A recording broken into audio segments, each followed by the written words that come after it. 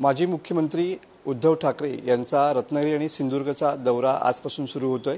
लोकसभा निवडणुकीच्या अनुषंगाने हा दौरा महत्त्वपूर्ण असणार आहे। या संदर्भात बोलण्यासाठी आपल्यासोबत आहेत पालकमंत्री आणि उद्योग मंत्री उदय सामंत सर। खऱ्या अर्थानं शिवसेनेच्या बालेकिल्ल्यात उद्धव ठाकरे साहेब येत आहेत, काय प्रतिक्रिया असेल? तुम्ही अतिशय योग्य सांगितलं की वंदनीय बाळासाहेबांच्या विचाराच्या शिवसेनेचा म्हणजे एकनाथ शिंदे साहेबांचं नेतृत्व मानणारा हा शिवसेनेचा बालेकिल्ला आहे आणि त्या बालेकिल्ल्यामध्ये लोकशाहीच्या माध्यमातून कोणाला येऊन प्रचार करण्याची मुभा आहे।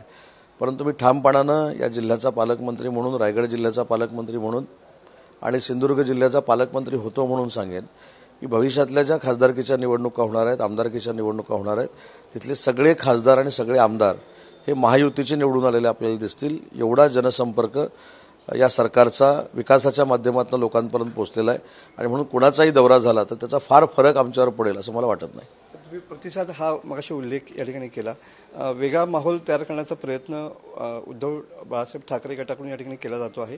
खास करून राणेंचा बालेकिल्ला आणि तुमचा बालेकिल्ला या दोन ठिकाणी त्यांचे दौरे होत आहेत।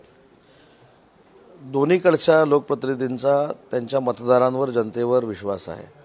जनतेसाठी आम्ही अहोरात्र झटतो। आम्ही वर्षातनं, 2 वर्षातनं, 3 वर्षातनं एकदा मतदारसंघामध्ये येत नाही। स्वतः शिंदेसाहेब ह्या 15 महिन्यामध्ये 5 वेळा रत्नागिरी जिल्ह्याच्या दौऱ्यावर होते। मला असं वाटतं की असा संपर्क असावा लागतो। एखादी घटना घडल्यानंतर येऊन लोकांना कन्व्हिन्स करण्यापेक्षा विकासात्मक ज्यावेळी लोकप्रतिनिधी, मंत्री, मुख्यमंत्री 5-5, 6-6 वेळा जिल्ह्यामध्ये येतात तर ती जनता त्याच लोकांच्या मागे उभं राहते, याच्यावर माझा विश्वास आहे।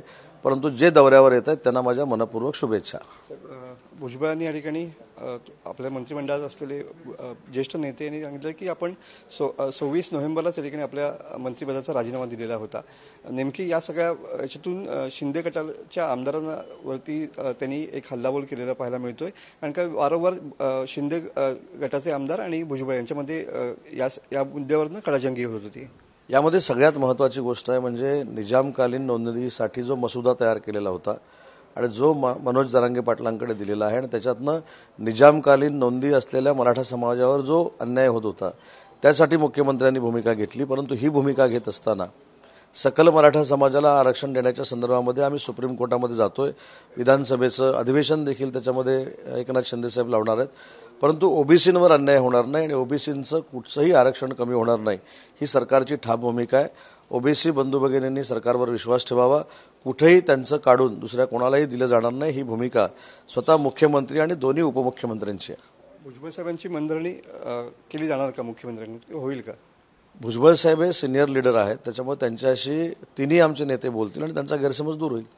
गणपत गायकवाडांनी जो ज्या पद्धतीनं मुख्यमंत्र्यांवरती आरोप केले त्यानंतर उद्धव बाळासाहेब ठाकरे गटाकडून एकनाथ शिंदे यांना मनी लॉन्ड्रिंग प्रकरणी अटक करावीशी मागणी या ठिकाणी थेट केली गेलेली आहे। ते काय उत्तर असेल? उभाठाकडनं कोणी मागणी केली त्याला मी फारशी लोक पण किंमत देतील आणि मी पण किंमत देईन अशातला भाग नाही।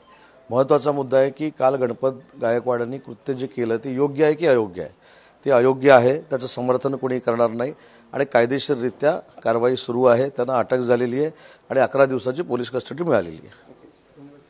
हे होते उद्योगमंत्री उदय सामंत सर। कॅमेरामन समित गजनेसह मी मनोज डेले, TV9 मराठी, रत्नागिरी।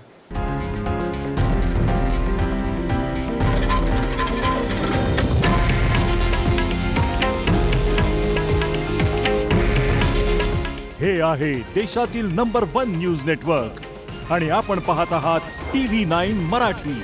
काळजी तुमची, हित महाराष्ट्राचं।